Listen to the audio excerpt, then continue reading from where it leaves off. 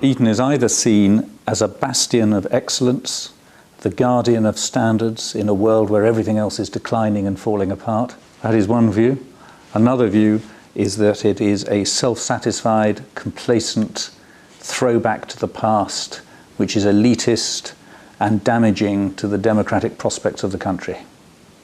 You take your choice.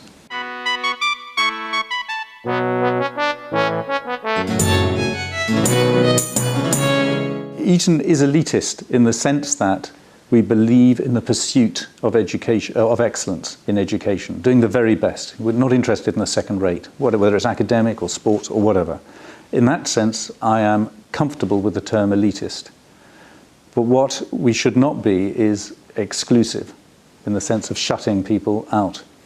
And a lot of what we have done over the last years, recent years, is to try and make the school more accessible to a broader range of people.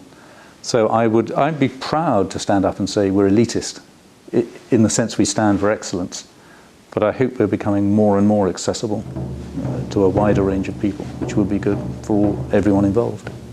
Well, Eton was founded in the year 1440 by King Henry VI. King Henry was rather a poor king in many ways, but he was devoted to the idea of his religion, but also of creating an educational foundation. And he was actually 18 years old when he founded this school, and I rather liked the idea that someone so young had this idea that a place of education and worship should be woven together. He designed the school really originally as a place of pilgrimage, and that has long since disappeared. But the school that he created lives on. The original school was designed for 70 poor scholars, also with some priests who would be there. But what was interesting and unusual is from very early on it was accepted that other students could come from anywhere around the country and they would pay some money towards their education.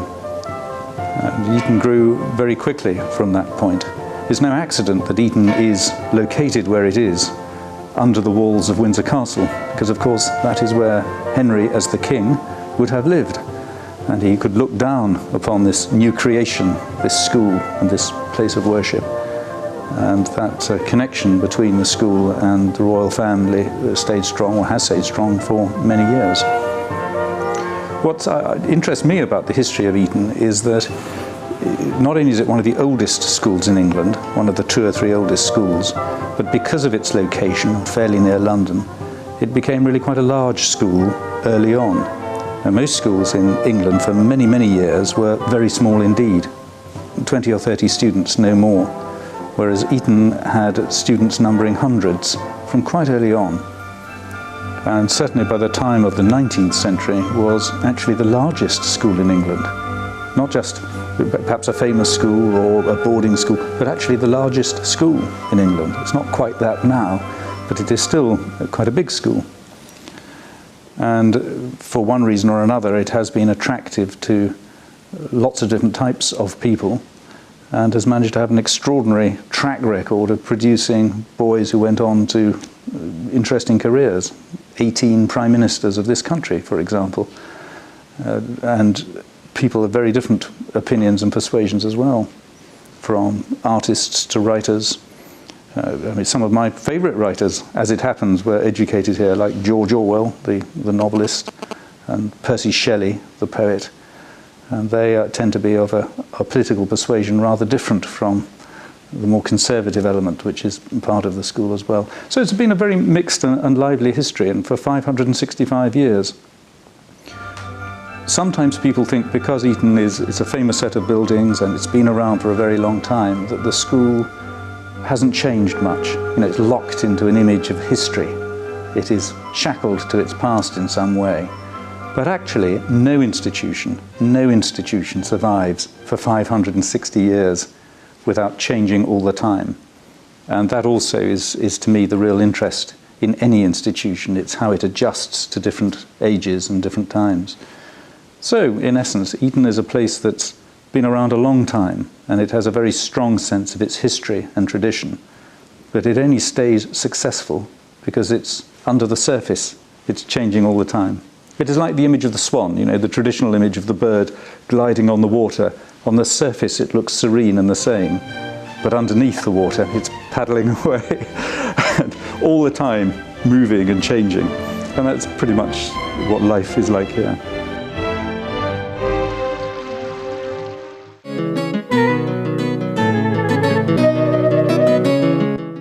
House captains, for example, who's head of house and he gets to wear a special uniform, and in the last year sort of has a special waistcoat and a bow tie, and he apparently he's allowed to grow a beard, and he's allowed to have a goat in the housemaster's back garden. Don't ask me why. Yeah, that's the tradition apparently. In the summer we have a day called the 4th of June, which actually is a celebration for the death of King George III, who was a king in the 18th century. Well, why on earth would you celebrate this day? He was a great supporter of Eton College, and more to the point, this king, who's most famous, King George, because he was the king when we lost the American colonies. And his prime minister at the time, who was also responsible for losing the American colonies, was a former student from Eton. So I like to, you know, Eton has had a marked impact on the world. We lost the Americas and let them become what they became today. So it's a day of celebration, but what is nice about the 4th of June, it's a day when there are many concerts and events, but it is really an enormous picnic for all the families. Everybody comes down and it's usually a lovely summer's day. But it has some very particular Eton events. For example, on the 4th of June we have the procession of boats. Now, Eton has a long tradition of rowing as a sporting activity and doing very well. Indeed, 2 of our boys were half the 4 that won the gold medal at the Olympics last year, or a couple of years ago. But the procession of boats is a throwback to the 18th century. It's rowed in old-fashioned boats. The boys dress up in the costume of 1800, 1790, with straw boaters and coloured shirts and lots of flowers in their hats.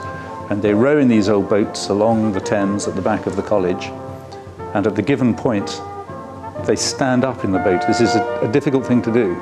2 at a time, they stand up with their oars. You place the oar in front of you and you then stand up, and when all 8 of the boys are standing up, and the cocks as well, there is nothing to support the boat and it's moving slowly, and it's quite a feat of balance. And there are thousands of people watching this bizarre, absurd tradition. There is no point to it at all, and for that reason I love it. There used to be such things as fagging, where older boys would basically run the house and tell younger boys what to do. So sort of mini slavery really. And it got abolished obviously. So you could tell any younger boy to do whatever you like for you, which obviously was abused, and it went horribly wrong. So 18th century and 19th century public schools weren't nice places. And, and someone said, what was prison like when you went there? And he said, well, I went to public school, so it was okay. Nothing compared to that. The traditions which I think are more serious, to me at least, are those we have, for example, in the services we run in College Chapel. Eton College Chapel was built in 1482. It's one of the very early buildings, and it's a beautiful building.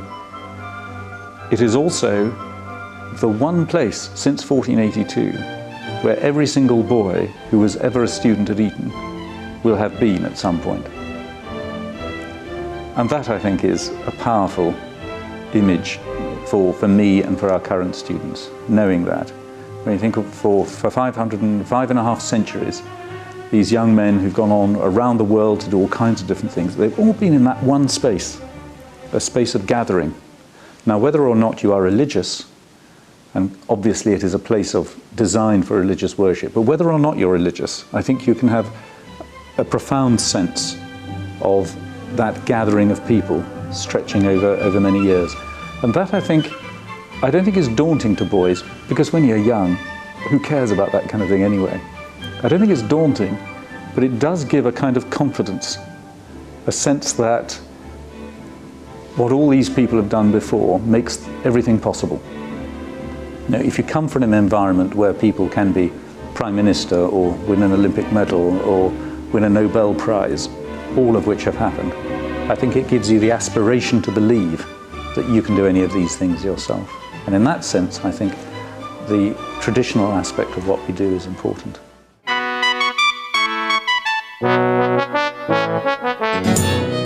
The way we run our system now is that we interview and test all the students who are interested in coming at the age of 11. This is 2 years before you start. At Eton, you start age 13 and you go through to age 18. But we test at age 11. And it is open to anyone up to age 11 to register and apply. We don't look at anybody below the age of 10. In the old days at Eton, it used to be the system that your parents put your name down for entry to the school the moment you were born. And I am not joking, 1 hour old, 2 hours old, because it was first come, first served. So if you rang up immediately, you could secure a place. You would have to pass, the child would have to pass an exam at age 13, but the place would have been secured almost from the moment, not quite the moment of conception, but not far off it, certainly the moment of birth. We have changed that system totally to make the school more open, more accessible. And so obviously you'd have pushy parents who'd push, say, you know, work, you got to get in. And so that's how that worked. But now they've realised that some children who are booked in from the moment they're born, so they're born, parents write them down for Eton, some of them really aren't that clever. So parents push them, and it's a waste of their time. As a parent, you may only think about Eton College for your son when he is age 9, and that's okay. Not a problem anymore. And this has had two good advantages. First of all, within England, it has made the prospect of an education at Eton open to more families. More people think about it.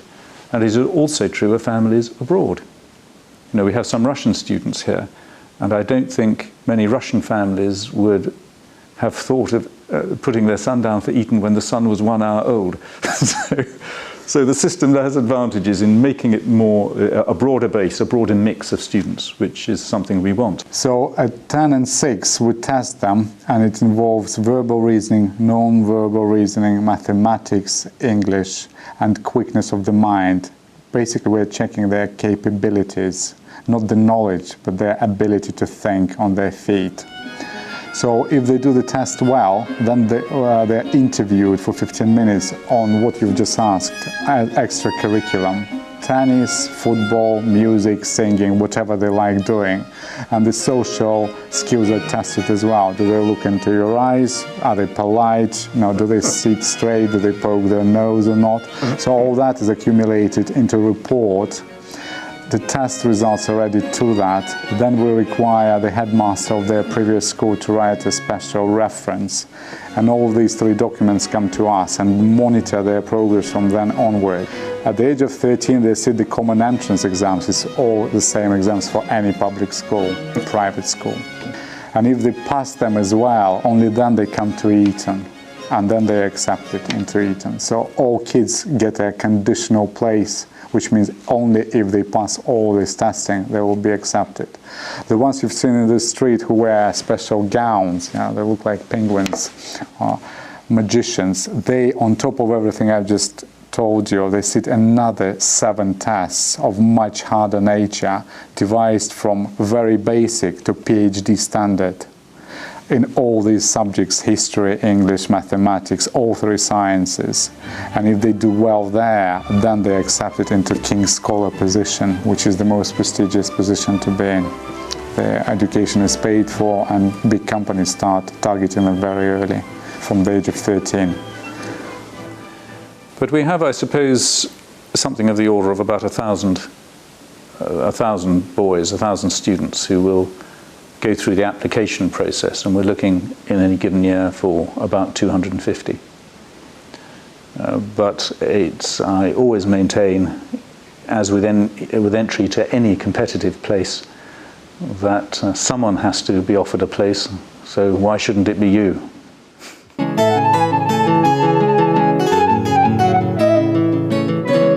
When you first join Eton, you're always given a dictionary, a small book, with the vocabulary you have to learn as a teacher as well as a student that we use here, that is not commonly used by people outside Eton. And it's not a kind of language to prevent other people to understand what's going on. It's just the traditional usage of old words that are not used in modern English anymore. Simple example, word lesson in Eton is not in usage at all. You would never hear anybody using word lesson, which is you would expect, in school to be used quite often.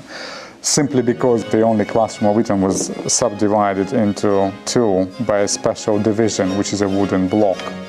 It's like a fence. And when the masters changed from Latin to Greek lesson, they shouted something like change division, and they changed from one side of the class to the other. And this wall is still used as a word for lesson. So in our language, division is a synonym for modern word for lesson. So crazy. We're different languages, not English. Sort of Beak is a teacher. I don't really know why. It's sort of tradition, I think. And also we have sort of, break. It's not called break, it's called chambers. And it's called chambers, I think, because all the Beaks go into the main school hall. We go back to our houses and have, cakes and things and relax for like 10 minutes or something. And they go to chambers, which is a big meeting for Beaks every morning. And then we meet them outside chambers to talk about, anything. Sort of, sorry, sir, I've got a music lesson in your div, so I can't make your lesson, or sir, I haven't done your EW, which is homework, so please can I be excused, or sir, I've got this and this commitment, would you like to come? And it's sort of a meeting place between Beaks and pupils. So although you understand all these words, and there's quite a lot of them, you're actually quite lost. And the funny thing is, if you're a young teacher and you don't know all these words, boys very quickly suss you out that you're a freshman, which can be quite embarrassing. So it's very important you do your homework before you start teaching.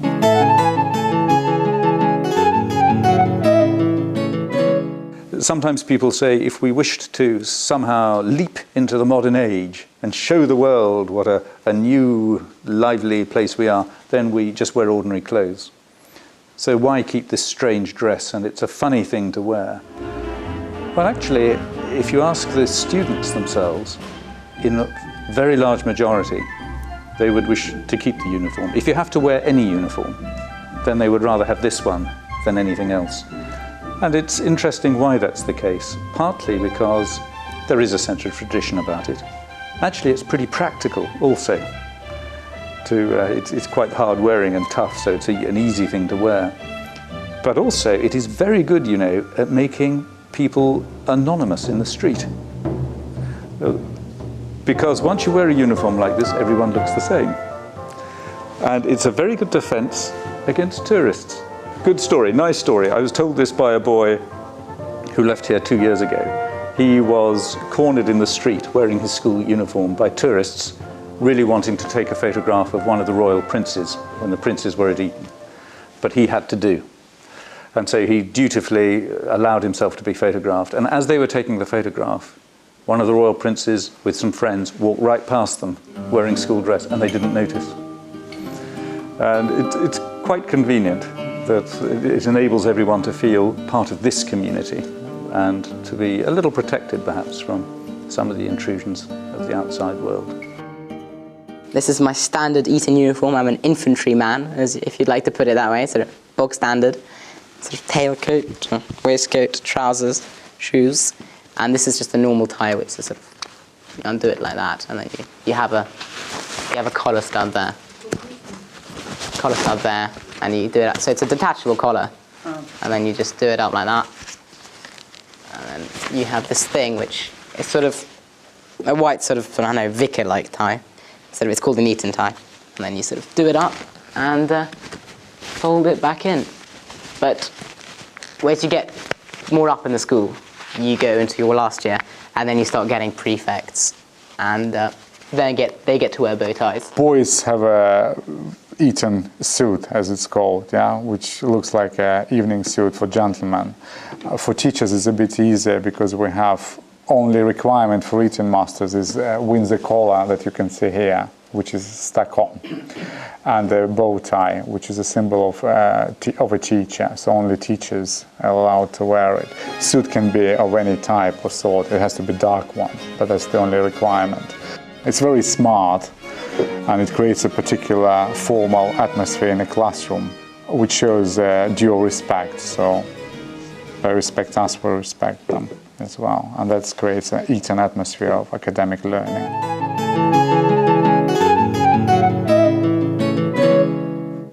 When I started here as a boy, for example, it was still the case there was physical beating. You know, if you were in trouble, you did something wrong, then you would be hit for it. You were beaten with a big stick. Still happened. Really? Yeah.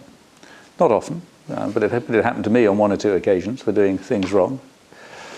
And I mean, this is long, 20 years ago, 30 years ago that went, and the notion of doing that now is not even in the mind, and it's just a totally different way of thinking about life. They're normal boys, they sometimes misbehave. It's quite a rare occasion, nothing serious, but we do have a system which works effectively and has been proven over the centuries. Things like being late to lessons, being late with your homework, being impolite to adults, being absent-minded, violating the school tidy routine, they're all different things. I mean, So if you do a bad piece of work, you get a rip, which is symbolic of a bad piece of work. So your teacher will rip the top, and that's called a rip. So you have to take that to your housemaster and get it signed. A bit less than a rip is a get signed for information, which says, this wasn't too good, take it to your housemaster so you can have a look, you know, you didn't do too well. Rip is a bit worse. Then you've got tardy book, which is not academic misbehavior, it's more general misbehavior. So, I don't know, being late for a division, again, that's a lesson. Being late for a div, you can get tardy book for that, and you can get 3 days tardy book, which is getting up early in the morning to sign a book really early, and then you're half asleep, so it's most people don't like it. when somebody comes late with his homework to me, I say it's irritating because I like to mark them all in the same time. So if you're late and somebody else is late, it messes up my routine. So we mess up their routine, so they have to get up early. And it usually works wonders. Very quickly, they get into line very quickly. That's kind of minor things. Then after that, I suppose you've got the bill. And the bill is a sort of form of detention where you see the headmaster, he decides what punishment to give you. So it could be detention for 2 hours, it could be chores somewhere, which is, you know, tidy up one of the classrooms for 2 hours, or anything like that. It could even be sort of maybe going to the fields and clearing that up. So that's the bill. And then there's close gating, which is a form of internal punishment. So let's say you've been drinking on Saturday evening and you come back completely drunk. You then have to stay in the school and wear school uniform for 3 days completely without changing, and you have to sign into school office every hour so they can check where you are. So that's a bit annoying, sort of big brother is watching you sort of thing. And then the biggest is expulsion. You get expelled.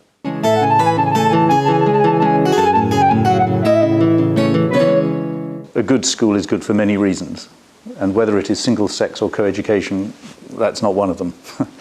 But one of the things I do notice in a single-sex school, in a boys' school, is that the quality of standards in everything that is done here is exceptionally high, not just in academic work and sports, but also in art and in music.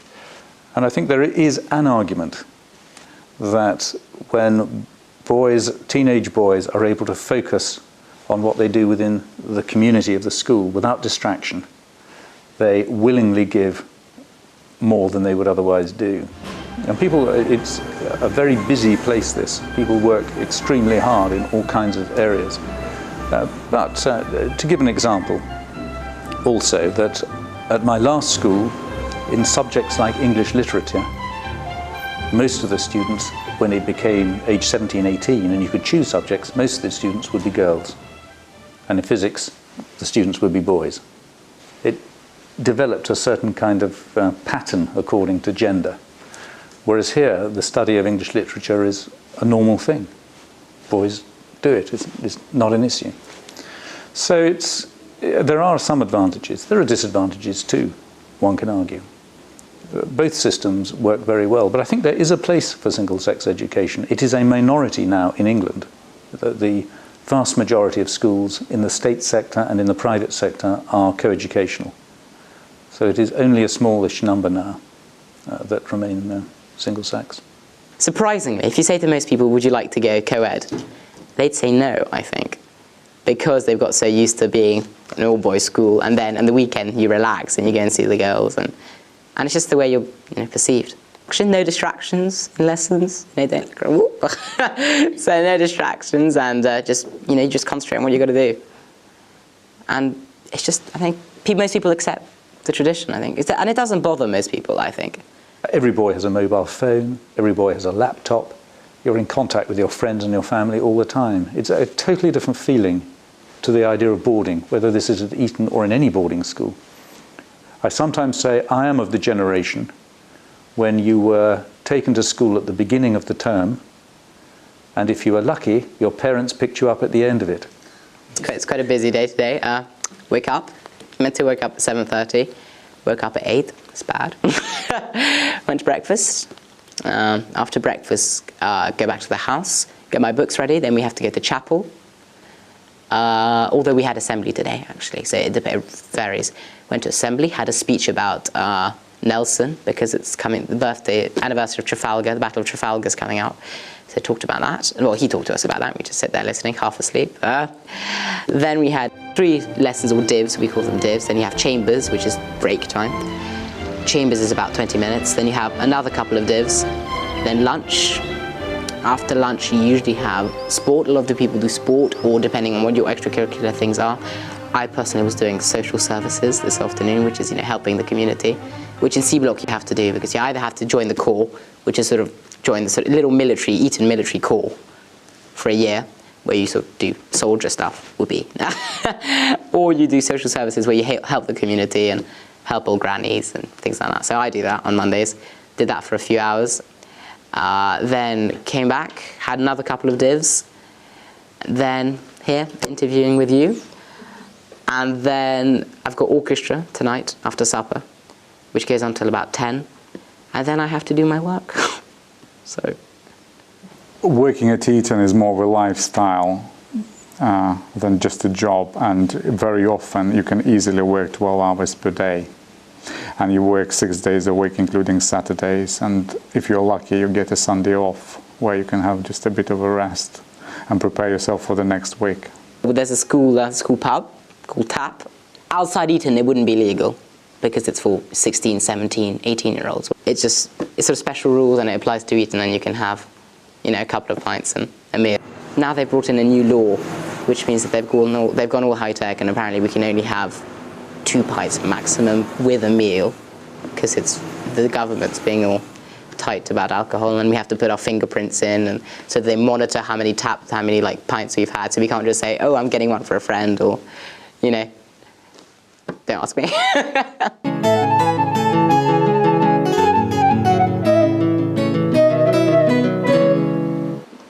On a rather different track, Thursday evening is the House Choirs competition, the House Shout.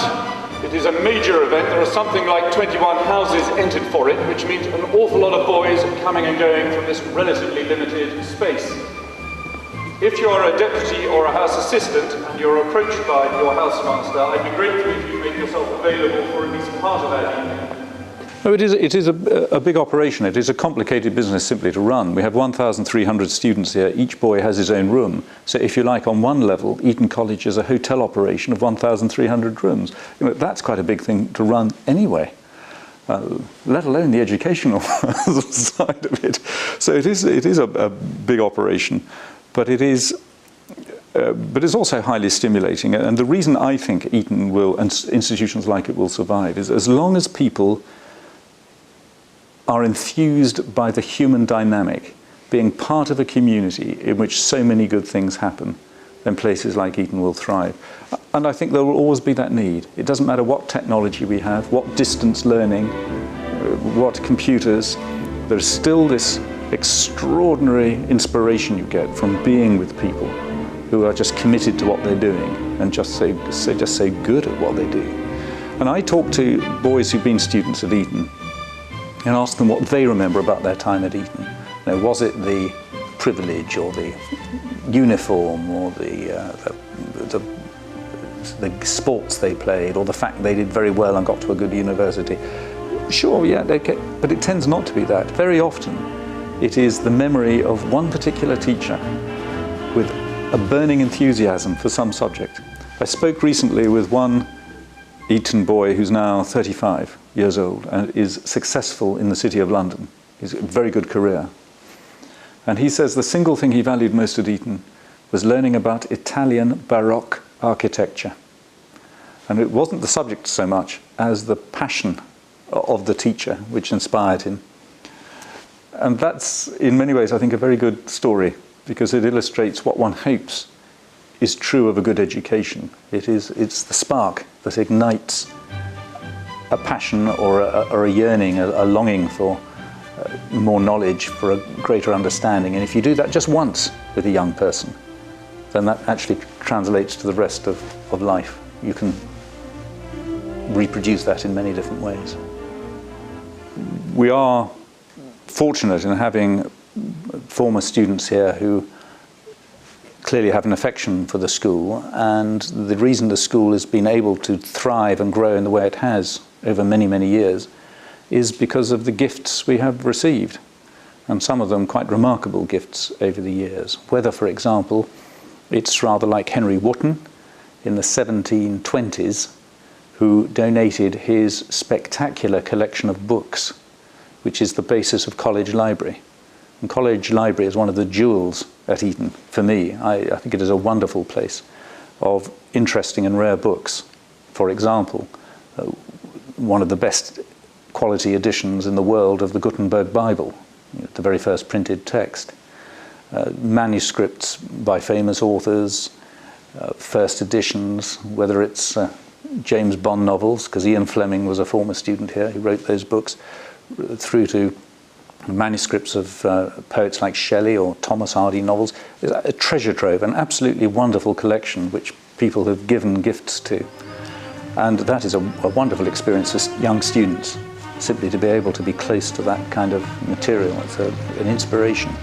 So whether it's gifts like that, or whether it is actually financial bequests over the year, which have helped fund scholarship or build buildings. So the Eton family, in that broad sense, the Eton family that goes on, even if you're 70 years old or 80 years old, you're still an Eton boy, has been very important to us.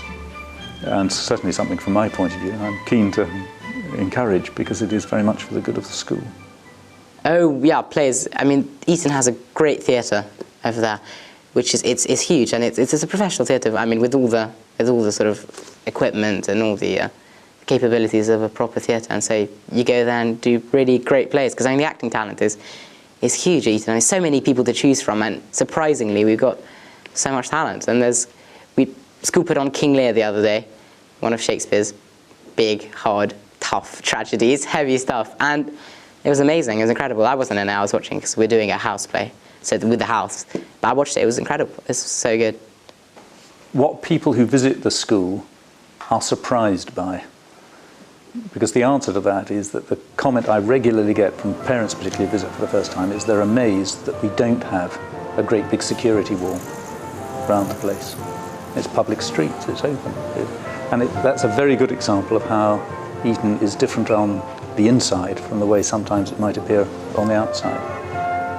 But I think it is very important for Eton, as it always has been, that boys in an all-boys boarding school live and work as part of a town, with public roads, open streets, anyone can wander through.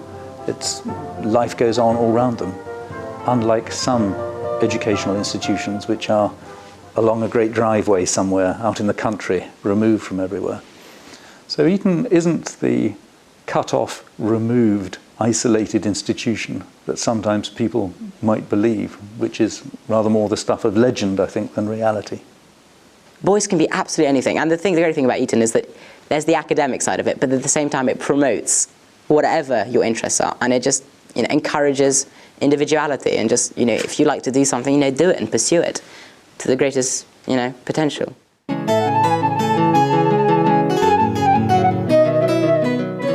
I think the history of Russian, as I see it, the learning of Russian in England is very interesting. When I was a student in the 1960s and 70s, in the days of the mysterious Soviet Union, which was a thing of darkness and mystery, learning Russian was sexy. It was a cool thing to do. It was almost it was the stuff of MI5 and James Bond and the KGB. And it was actually it was also difficult, so it was an intellectual challenge.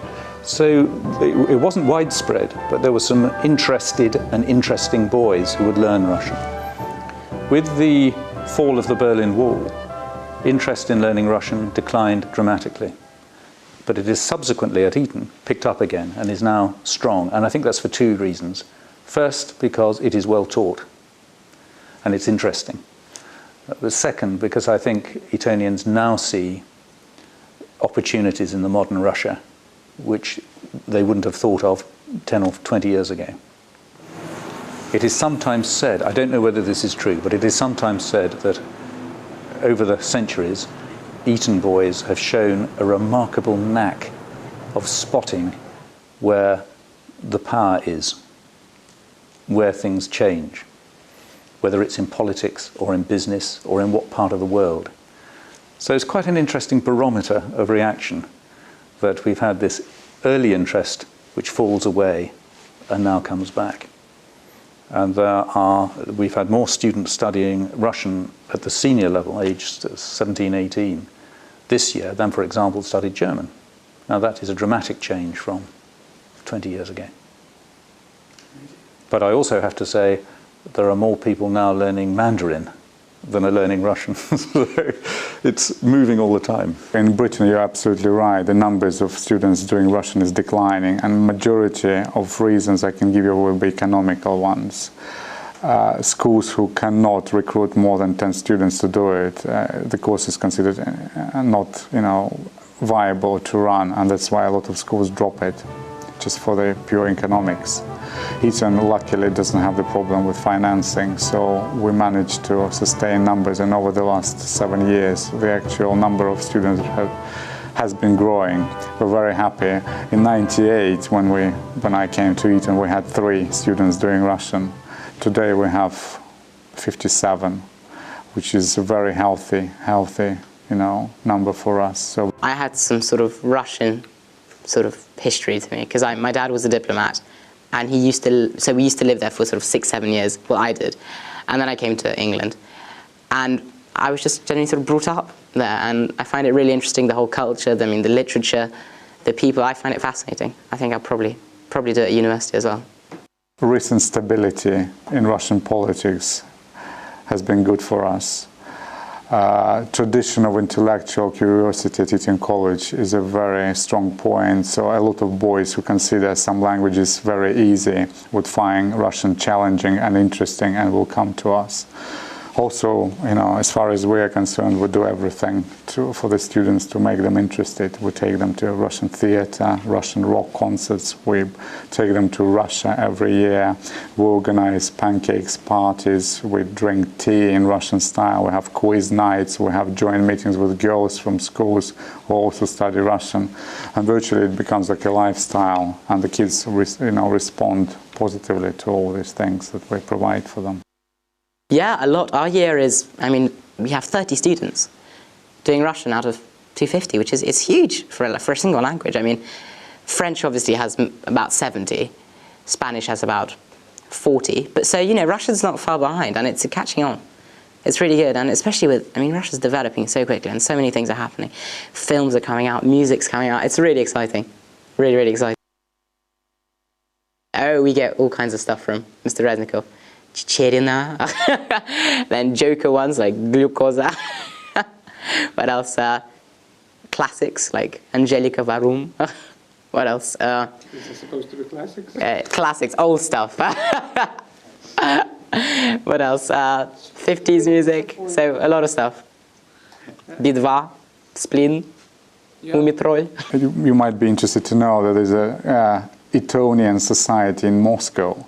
All the boys who studied Russian and go to work in Russia, they actually keep in touch and they organize sometimes meetings. A good example would be they chipped in and bought me a ticket to say thank you. So they flew me to Moscow, gave me a nice dinner in a nice restaurant and paid for the meal and for my flight there and back, just to say thank you very much for teaching us Russian. So they do find the jobs. Main areas of usage of Russian nowadays would be foreign office, business.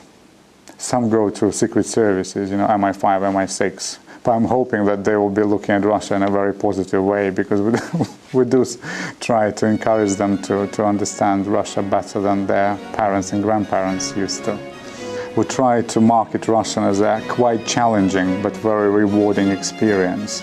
So the boys work hard, but they play hard and they have a good time at the same time, and they find it's quite exotic because obviously of the Cyrillic alphabet. But once they see it through, it's quite easy and straightforward. They actually enjoy it, and because it's so different and no other schoolmates can read it, unlike German or Spanish or Italian where they use the Latin script, they find quite privileged and excited that they can read a language that nobody else can read, as well as all our distinctive cultural differences.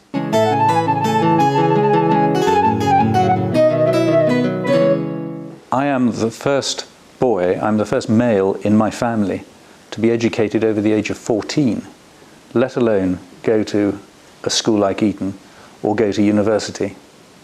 And I came here on a scholarship, and Eton paid all my fees because my family didn't have the money. And that's one of the reasons in the end I chose to come back here as headmaster, is that I feel a commitment to this place because it gave me something. It actually changed my life and the expectations and the opportunities that were open to me. And I certainly want to do my bit to help make this school as good as it can be, but also underline my own personal commitment to broadening the access to this school as much as we can plausibly make it. Well, it used to be the case that, if you go to Eton, you're sort of guaranteed Oxford and Cambridge, and then you're guaranteed a great job. It's not the case anymore. So, you have to work hard, and, you're privileged enough to come here. And then you're not necessarily guaranteed Oxford or Cambridge. You have to work, and especially now, people say that they don't favour non-public school boys anymore, because there's a whole rant about them saying, we can't be seen to only be accepting people from public school. Public school's a funny term because you think public as in state, but in England public school means the private schools. So they can only be seen to, take public school boys. So there was this whole thing about how even good public school boys are being pushed aside to leave room for, normal state education people who are clever, and occasionally they were roused because people from public school were blatantly cleverer than these people from state school. And obviously, it's fair. You shouldn't discriminate state people from public school people, but you should get a right balance. So anyway, it's still hard to get into university now, especially with all that controversy. But yeah, you have got an advantage, but the advantage, I think, is not being an Etonian. I think the advantage is coming to a school which has so much to offer and so many facilities, which then allows you to be what you turn out to be. So the theatre capabilities, a guy who left a few years ago called Eddie Redmayne, he's just started, he's about 22, he's already making a film with Angelina Jolie and Robert De Niro directing it, and it's coming out in a sort of couple of years. So it's the facilities which they give you. It's not, I'm an Etonian, give me a job. It's, I went to Eton, so I was able to do all this, and here I am, and I can do this. So they see what you can do, and they think, wow, that's amazing. And then they find out that maybe you're an Etonian. If a boy aged 18 is not able to deal with the range of things that the world will throw at him, then he has not taken advantage of his education, and we haven't taught him very well. Sometimes the world outside has an image that an Etonian will behave in a certain way, will be arrogant or stuck up or full of himself, or will be disinterested in other people. And I say to all our 18-year-olds just as they leave, if any of you ever behave in that way, you deserve everything you get. You deserve all the opprobrium and all the critical comment that you will receive, and I will have no time for you. But if you just show yourself to be the decent human being, the person concerned for society, the good citizen that the vast majority of them are, then not only will you be of use to people, but you'll be celebrated as well. And I think that having the badge of being an Etonian raises the stakes a little. People expect more of you, and they expect different things from you. You've got to be careful not to be arrogant about it, definitely. You know, a lot of people may come out of Eton being arrogant. And they definitely did, I think, before.